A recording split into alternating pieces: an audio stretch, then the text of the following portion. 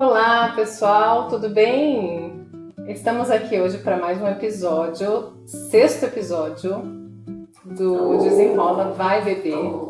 E a gente vai falar hoje sobre medo, o medo de dirigir a própria vida. Ai.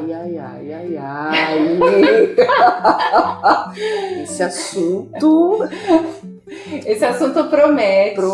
E eu queria já começar perguntando, Gisele, você tem um medo, assim? Que medo você tem hoje na sua vida? Eu já respondo. Eu sou a Tércia Barreira, sou psicóloga. E eu sou a Gisele Maia, psicanalista. Esse é o Desenrola Vai Bebê. E a gente já solicita para você se inscrever no nosso canal, curtir esse vídeo, acionar o sininho e aí é isso. Dá uma força pra gente lá no canal. Isso é super importante, porque muito isso importante. nos estimula e os comentários também. Então comentem, Isso. perguntem. Comentem, exatamente. Agora eu vou contar o meu medo, mas eu quero saber também o seu medo. Qual é o seu medo? Tá. Eu quero saber. Gente, depois que eu me tornei mãe, assim, eu tenho medo de morrer e não conseguir criar minha filha.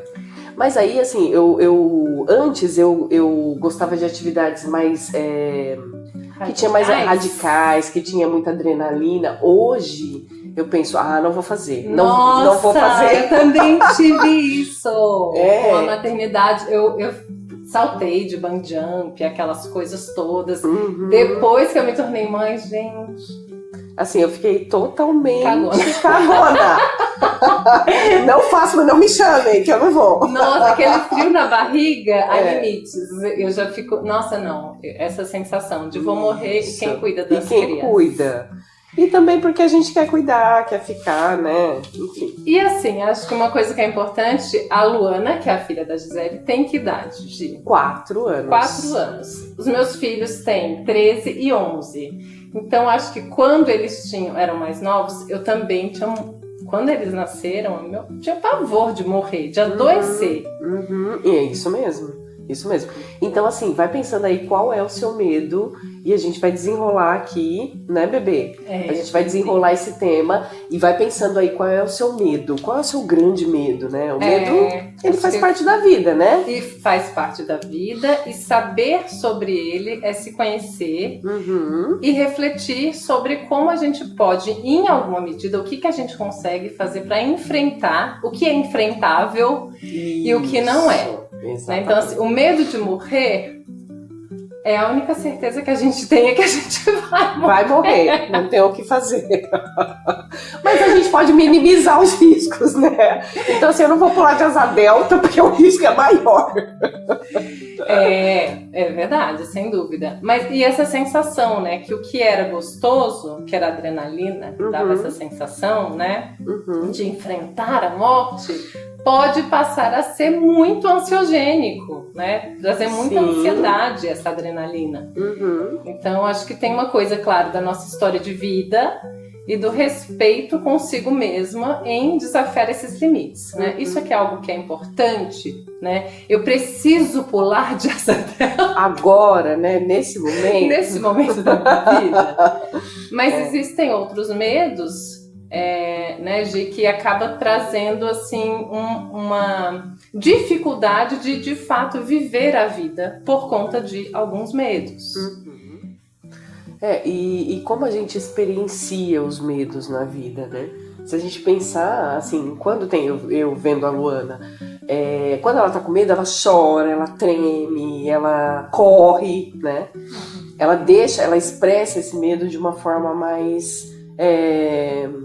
que a gente consegue ver, né? Mais palpável. Mais palpável. Tá na cara ali que ela tá comigo. Exato. E quando a gente é adulto, quando a gente faz esse contato com o medo, como a gente expressa esse medo?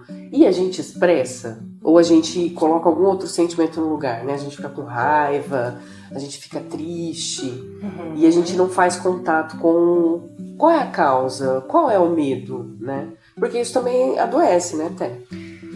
Eu acho que tem... Na verdade, as emoções e os sentimentos, né? Porque o medo, ele é uma emoção primária, básica. Sim.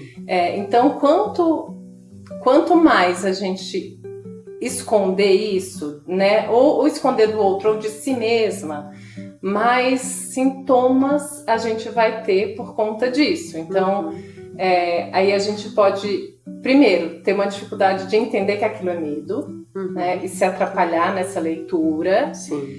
Aquilo, de fato, pode ser, além de medo, outras coisas juntas, né? Porque é isso, a situação, por exemplo, barata, um medo bem banal, assim, né? Que a pessoa tem.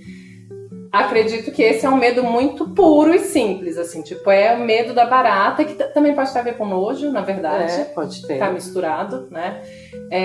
O medo dessa coisa do contágio, né? Que a barata é suja e tal, mas isso já é uma racionalização desse medo, né? A gente pensar que a barata é isso e aquilo, por isso, justificar. Por exemplo, eu sempre tive medo de borboletas.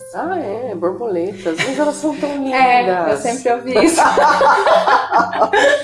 Não vou desconsiderar seu medo aqui. Elas não fazem nada, as pessoas racionalizam assim. Tipo, o medo não é racional.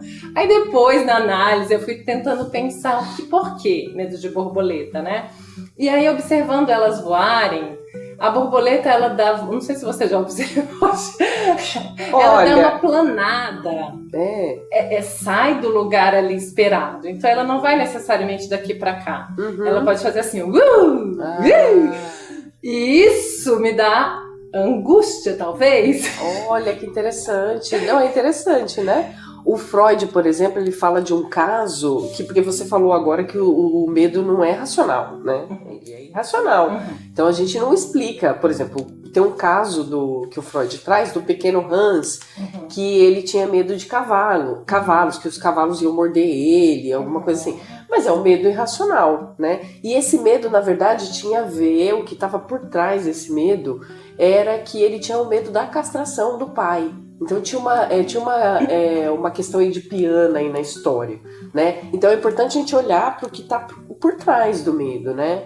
Para fazer uma análise mais profunda, né? E aí eu fiquei pensando nisso. Talvez seja medo dos riscos da vida, né? De não ter esse controle. Porque quando eu tenho controle de isso vai daqui até ali, nessa linha reta, eu tenho mais controle. Isso. Mas se o outro me surpreende e me pega que nem de sobressalto. A borboleta. Exatamente. Que voa de repente pra cima de você. Ela tá ali, você tá olhando, de repente ela tá aqui. Rasantes, né? Isso. Então, e aí, o que importa disso, né? Como eu não trabalho no borboleta, eu vou me deparar mais com as coisas da vida que trazem esse risco, essa falta de planejamento, essa falta de controle. Agora, gente, tem uma diferença, né, entre o medo, que a gente tá falando aqui, e entre as fobias, né? São coisas diferentes, né, Té? Acho que tem uma importante diferença que a gente pode pensar assim, na fobia. Então, quando me perguntam se eu tenho fobia de borboleta, talvez em algum momento da vida eu já tenha tido.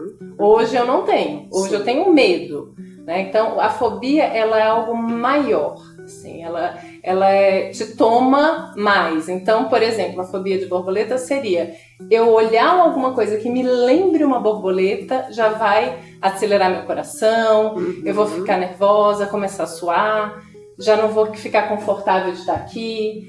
Então, não é o caso. A fobia tem essa coisa de paralisar, né? Isso. O ser humano, né? Então, a pessoa faz contato com algo que é muito intenso, né? Que gera uma ansiedade e a pessoa soa frio, ela chora, ela não consegue fazer contato com aquele objeto, porque a fobia também é um deslocamento para um determinado objeto. Não é o caso de fobia, mas se fosse, seria a borboleta. Aí o pequeno Hans seria o cavalo, né? Numa condição mais adoecida mesmo, né? Sim. De um sofrimento psíquico maior. Mais grave. Mais grave. Então, sei lá, eu tava lendo sobre fobias de aranhas, né? Então seria uma pessoa que ela não vai para um passeio porque pode ter alguma aranha. Isso, E paralisou. aí isso começa a limitar muito a vida. Exatamente. A limitação, o isolamento por conta de determinada fobia, né? A gente já ouviu falar sobre, acho que todo mundo já ouviu falar sobre fobia social, né? Que a pessoa não gosta de sair para determinados lugares, para não ter esse contato com outras pessoas, né? Sim. Então ela deixa de vivenciar situações que tem corriqueiras. Isso, e que exige uma sociabilidade justamente porque ela está nesse quadro de fobia, né? Então precisa ser cuidado de uma outra forma, né? Com terapia, sim, enfim, de um cuidado mais especializado. Eventualmente com até uma medicação para diminuir os sintomas, né? Para dar conta de viver a vida, porque a pessoa começa a se isolar. Enfim, então acho que essa gravidade que a fobia é bem maior que o medo. Isso. Né? E acho que uma coisa também interessante da gente diferenciar, que você falou da fobia social, Gi, eu pensei na ansiedade também. Né? A ansiedade, porque eventualmente, principalmente os adolescentes, eles chegam no consultório falando termos, né, que viram no TikTok, etc., que é isso, eu tenho ansiedade, tenho ansiedade social, eu tenho fobia social, né? E não é que a gente vai desconsiderar isso, porque isso diz do que ele está falando, mas o que está por trás disso, muitas vezes, é o que a gente vai tentar entender, se isso de fato é uma ansiedade, se isso é uma fobia, qual que é a intensidade disso, né?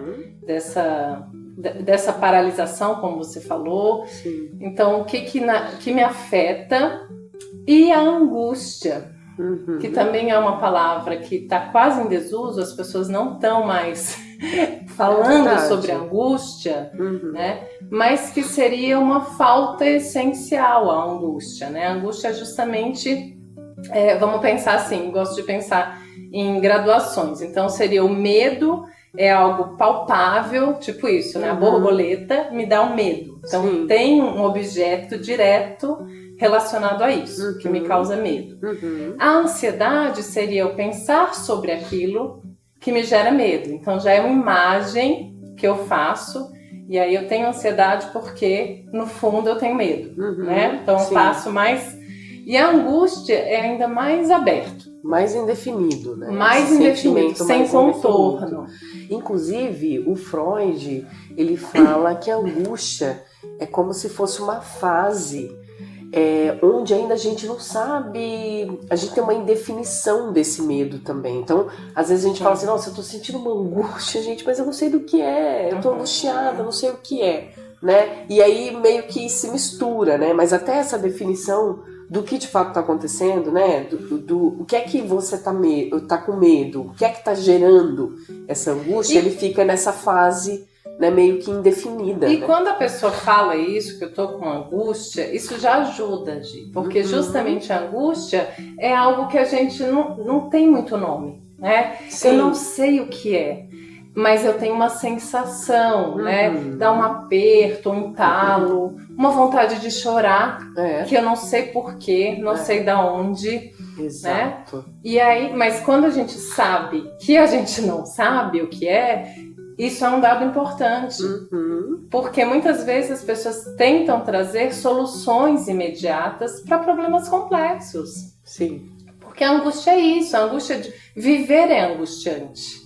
Né? E a gente entender isso e fazer as pazes, entre aspas, com essa falta existencial é muito importante. Muito importante. Nós somos seres faltantes, né? Até o Lacan fala dessa falta estrutural e ela existe, não tem... Então, por isso também uma insatisfação constante, porque a gente vai mudando o objeto de desejo, né?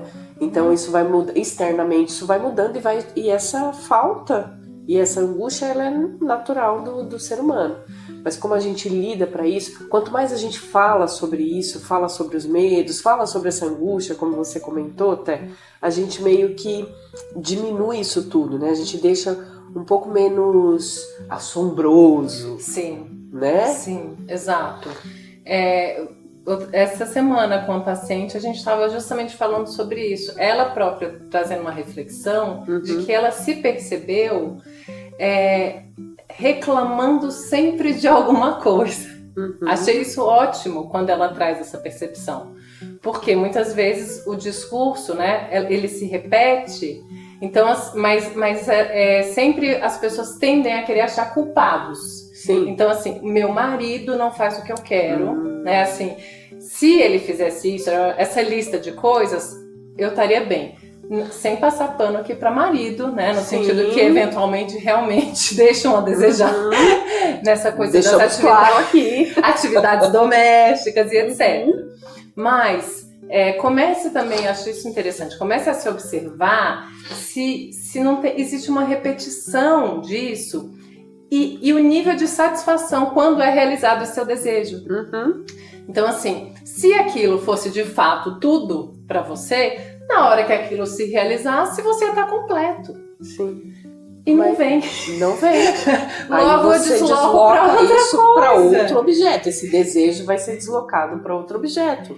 Isso aí é ser humano. Exato. Tem um episódio do Christian Dunker, que ele fala sobre essa questão da angústia. Isso é muito também da psicanálise, né? Sim, na fenomenologia existencial também a gente fala essencialmente sobre isso, sobre o desespero, né?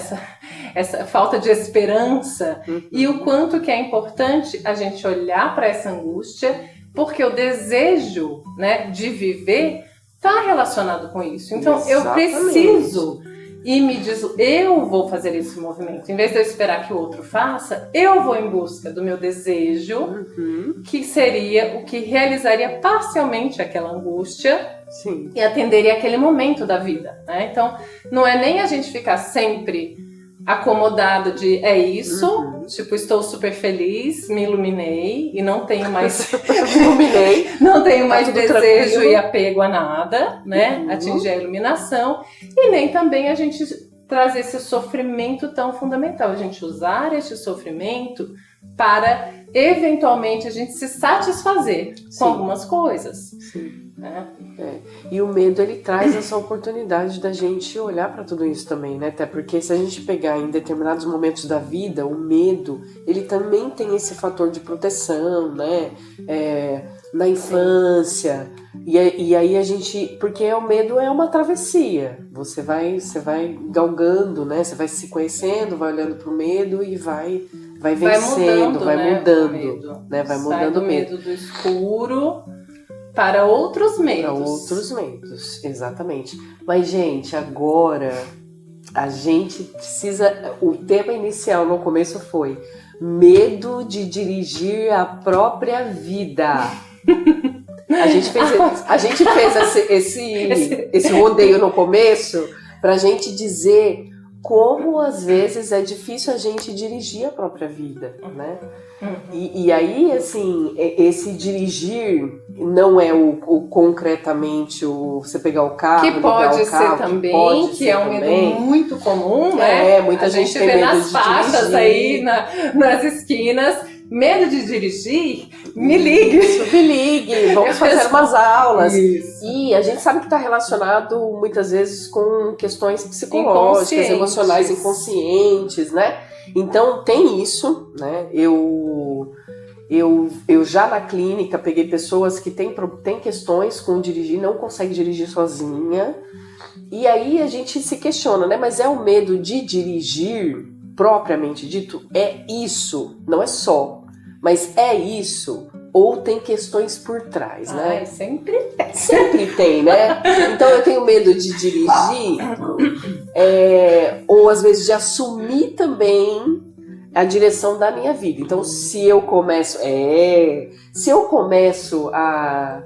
eu de fato assumo a autonomia pela minha vida, né? Se eu dirijo a minha vida, estou ali na liderança, segurei as rédeas aqui as rédeas da minha vida, peguei, eu tenho que fazer escolhas. Eu tenho que me responsabilizar.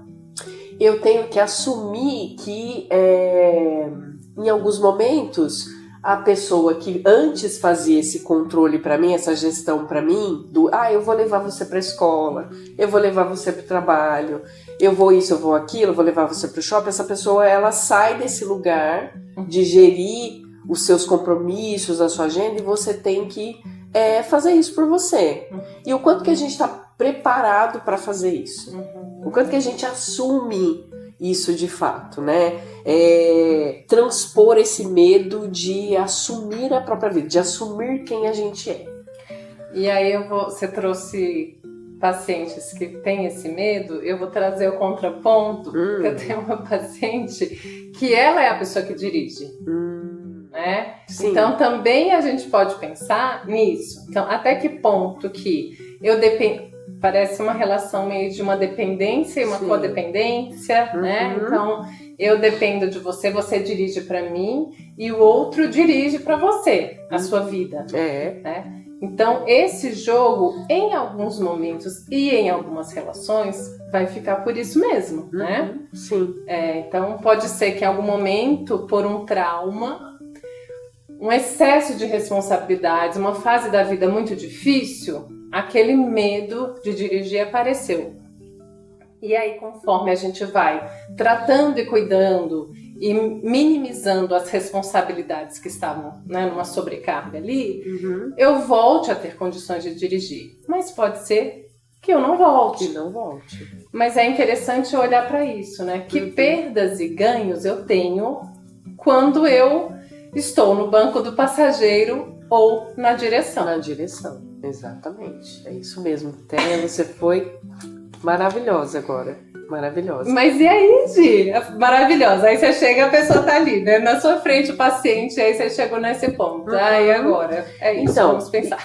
Vamos pensar. Até porque a gente não dá a resposta pronta. A gente jogou ali, e aí o paciente vai fazendo, né, todo esse movimento. A gente auxilia a interpretar e tudo mais, né?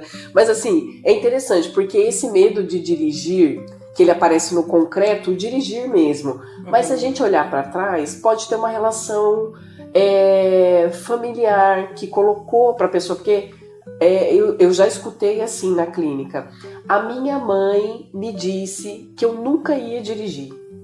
Por que você está fazendo aula? Você nunca vai conseguir dirigir. Então, quando uma pessoa, como uma mãe, diz isso, porque tem um significado muito importante, isso fica para a pessoa que escuta, para o filho, muito forte, né? Então ela vai ter que voltar lá atrás e meio que ressignificar essa fala, né? Do lugar onde ela está hoje, né? A gente não consegue mudar o que foi. E depois aí ouvir também do marido que, você não vai dirigir, porque você tem que tomar cuidado, senão você vai bater o carro. E o carro é caro, a gente pode ter problemas com isso. Então, esse não dirigir, quem falou isso para ela, ela interioriza essa incapacidade e aí ela não consegue, de fato, insegura. Dirigir. Sempre aquilo ali vai ficar uma questão, né? Vai ser uma questão, até que ela consiga. E aí, no meio de tudo isso, que é isso que a gente está tentando colocar aqui, é que assim, tem essa fala que acaba aqui limitando o outro, porque gera muita insegurança, mas aí tem assim, no meio, um comodismo que vem também com a relação.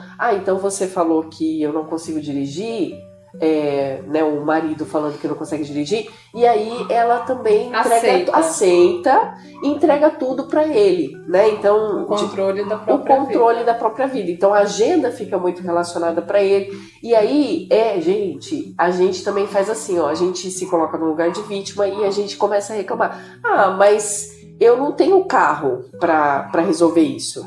E vai ficando tão cômodo e você vai justificando com medo, mas nem sempre é o medo, né? Ou talvez seja o medo de sair desse lugar que é tão conhecido para você, da sua zona de conforto. Porque quando você lida com medo, você tem que sair da sua zona de conforto também, né? E assumir o que você quer para sua vida, a autonomia. Então tá bom, eu quero ir no supermercado sozinha. Então você assume que você é uma mulher mais livre agora. E o que você faz com essa liberdade? Não, e aí assim, eu quero ir no supermercado sozinha. Aí chegando lá, eu vou ter que fazer a compra, eu vou ter que escolher. Exatamente. Olha o trabalho que vem. Todo esse trabalho vai vir. E aí, eu tenho uma frase que eu sempre falo, porque foi o meu mantra por uma fase, quando eu estava me divorciando, né? Que não existe preço, carta de alforria não tem preço. Não tem preço. Então, para mim, assim, chegar nessa condição de gerir minha própria vida foi tão importante, foi Porque o que eu tinha na relação? Tinha vários ganhos de estar naquela relação, né? Ganhos secundários, mas que em algum momento foram primários ali para mim. Então, tinha uma dependência financeira, né? Então, essa questão financeira, por isso que eu falo que não tem preço, né? Sim. Eu ia perder aquele conforto material daquela época para me colocar numa situação de sair de uma casa tal para ir para um apartamentinho, por exemplo. Sim. Né? Sua vida muda muito, né? Muda totalmente. E aí, fazer essa transição é uma escolha. Sim, é uma né? escolha.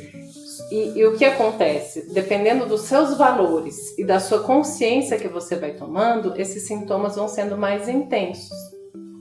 Então, eu comecei a perceber, você começa, por exemplo, a adoecer, né? A ter sintomas de ansiedade muito grande por estar naquela situação. Você trouxe uma coisa muito boa que eu sentia muito, que era isso. Na hora que eu não tinha autonomia, inclusive na minha terapia, quando apareceu essa palavra autonomia, eu entendi aquilo pra mim. Eu falei, gente, é isso que eu quero, é isso, esse ir e vir. Sim. Então, pra mim, isso era muito importante, porque eu fui criada, tive uma educação em que aquilo era fundamental, ter autonomia, né? Já na infância, a gente foi educado para ter mínimas autonomias e ir conseguindo isso. Na adolescência, mais. Sim. Na vida adulta, eu quero ser livre. Quando eu vejo, eu tô numa relação assim, sem autonomia nenhuma. Não, eu me sentia Rapunzel na torre, isolada num castelo. Não era isso, mas era como eu me sentia. Sim. Então, essa falta de autonomia, né? Essa falta do ir e vir. E aí, quando eu comecei a me apropriar disso e falar, não, é isso que eu quero mesmo, e aquilo foi sendo grande... Veio o medo, né? Veio medo, né? Eu acho que pra mim, veio medo antes de eu ter a consciência.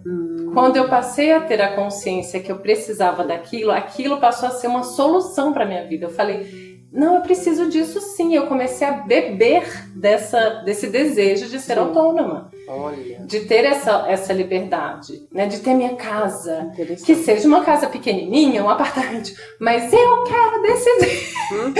Eu quero comer o que eu quero. Isso. Eu não quero ficar pensando sempre no outro, sempre é o outro, né? A minha prioridade estava deslocada, não era eu. Era o outro. Era o outro. Então, claro que numa relação a gente vai ter esse jogo. Ora sou eu, ora é o outro. Mas precisa existir. Tem que ter um equilíbrio. Exato. Não tem eu preciso estar contemplada. Isso, exatamente. Os meus desejos. Exatamente. Não dá pra ser só a agenda do outro inteirando. A agenda que eu falo, né? De uma maneira mais... Os compromissos. Não dá pra ser só o outro. A vontade, a comida, né? Essa coisa básica que é o comer. Sim.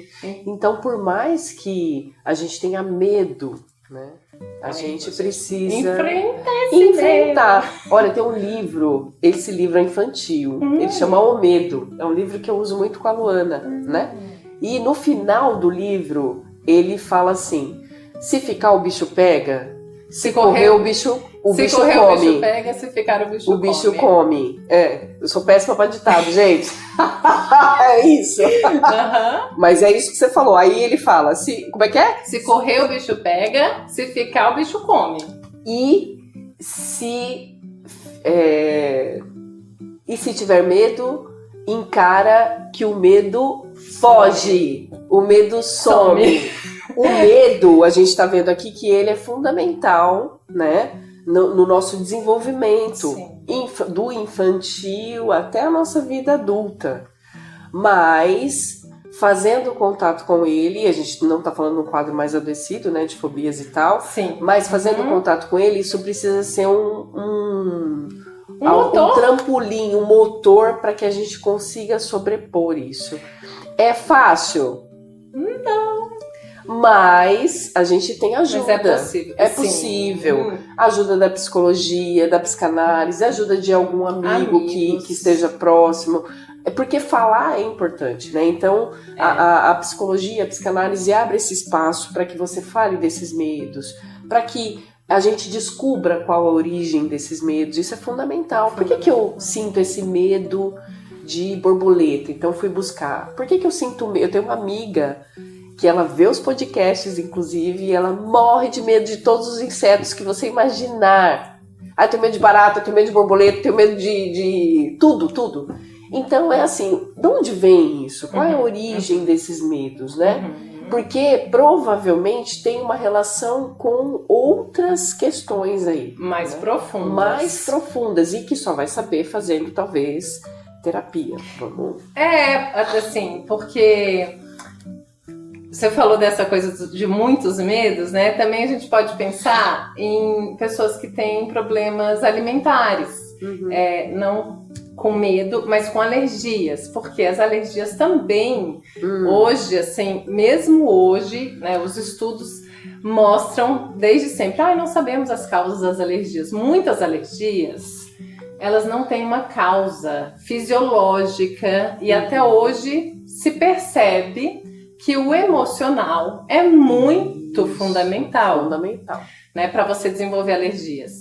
Então a pessoa, muitas vezes, ela tem muitos sintomas alérgicos e ela vai atribuindo aos fatores externos, tipo, é pelo, é não sei o que, é quando esfria, é quando... Claro, gente, que isso também existe, né? Claro. Mas assim, perceba o nível de limitações que você está tendo por conta dessas alergias. Entendi. Se isso não está fazendo com que você vá se isolando, ou ficando em casa, ou ainda tenha uma atenção especial. Porque, né, enfim, você precisa daquele cuidado, que eu tô fazendo essa analogia com o medo de dirigir, né? Sim. Então, assim, é alguém cuidando de mim. É bom ser cuidada? É bom. Mas também é bom a gente se cuidar, né? A gente ter sempre essa dinâmica de troca. Sim. Pra gente não ficar num lugar de se vitimizar, né? Se vitimizando, achando que a gente não dá conta de viver a vida. Não é fácil, mas não é fácil mesmo. Mas é possível. E quando é bom, é pra ser bom. É pra você estar inteiro ali, né? Naquela vida, estar inteira. Desfrutando de coisas boas também. Exato, fazendo contato com os medos, vivenciando experiências novas. Agora, a gente desenrolou super bem, né? Mas assim, fica uma pergunta que a gente vai deixar aqui, até seria legal que vocês nos comentários dissessem pra gente. E se não tem medo? E quando não tem medo? E quando não tem medo de nada, o que acontece? Tem um super-herói da Marvel, né? Que não tem medo. Porque o superpoder dele é não ter medo. Mas a gente pensa que o outro não tem medo de nada, né? Mas, de fato, isso acontece? Acontece. É pra falar não. Pode falar. Mas é um questionamento que pro pessoal fazer de si mesmo. E quando não tem medo? E o que acontece quando não tem medo? Bom. É estranho. Né? Mas que venha situações pra gente pensar. Tem um filme que é muito legal. Deixa eu só falar uma coisa, Sim. que eu fiquei pra falar na hora que você falou do livro infantil. Legal. Eu também tenho uma referência infantil. Porque o medo é muito primário, gente. Sim, por isso que tem esses livros infantis na nossa cabeça, que é o Chapeuzinho Amarelo. Amarelo, não é vermelho, gente. É amarelo. Você não conhece esse livro? Não conheço. Vou ver, eu tinha 2 aí. É do Chico Buarque de Holanda com o Ziraldo, a ilustração. Sim, maravilhoso. E aí, né, basicamente, ele vai chegando, porque a Chapeuzinho Amarelo era muito medrosa, ela tinha muitos medos, e aí o maiorcíssimo medo dela era de um dia encontrar o lobo. Ela tinha o medo do medo de encontrar o lobo. E aí, eu fiquei aqui pensando na angústia existencial da Chapeuzinho. Medo de ter medo, né? Isso, o medo de ter medo. Que é muito assustador, né? Exatamente, eu não vivo. Ela não saiu de casa, ela tinha medo disso. É muito interessante. Legal. E aí ela vai se despindo destes medos, né? Até que ela encontra o lobo. E aí, quando ela encontra o chama lobo... pra conversar o lobo. Diálogo. Ela começou a gritar: lobo, lobo, lobo, lobo, virou bolo. Então aquele lobo virou só um bolo fofo. Então ela desmistificou esse medo. E quando ela viu, ela estava só com um lobo na frente dela. Não era. Era um lobo, mas era um lobo. E muitos medos a gente não faz isso, a gente não constrói o monstro também. Exato! É isso mesmo, muito legal a dica, até, muito, muito interessante. E aí eu ia falar só de um filme aqui, um filme argentino chamado do Ricardo Darín, que é maravilhoso. Maravilhoso. Chama O Segredo dos Teus Olhos. Olha, isso eu não vi. Eu acho que tem na Netflix, hein, gente? Vale muito a pena, porque ele fala do medo. Não vou dar spoiler, mas o personagem vive com medo o filme inteiro. Mas tem uma relação com o desejo. O medo dele tem uma relação com o desejo. Então, fica a dica aí pra vocês assistirem. Tá bom? Excelente dica. Excelente. Desenrolamos bem? Muito bem, bebê. É isso aí, gente. Gente, é isso. A gente volta em breve com um tema bem bacana e bombástico. Não esqueçam de deixar os comentários, de curtir, de se inscrever no canal, tá bom? É isso mesmo. Até então, gente. Até.